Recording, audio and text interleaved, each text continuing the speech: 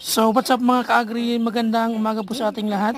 So ayun, ngayong umaga po i-share ko sa inyo yung aking na-produce na sisiw. So ayan po, kung makikita nyo, meron siyang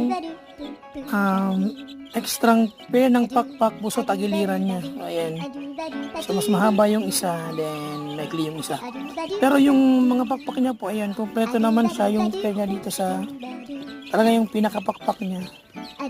Ang kakaiba lang sa kanya, ayan po, parang mayroon siyang shield. So ayan, extra pair ng pakpak sa tagiliran niya. So this is Black Astrolorp na 2 weeks old. Sana mabuhay ito. Ayan, kung makikita nyo, ayan, okay naman po yung pangangatawan niya. At malaki siya. Malusog naman. So ayan po. So, sa 3 taon kong pagmamanok, ngayon lang ako nakakita ng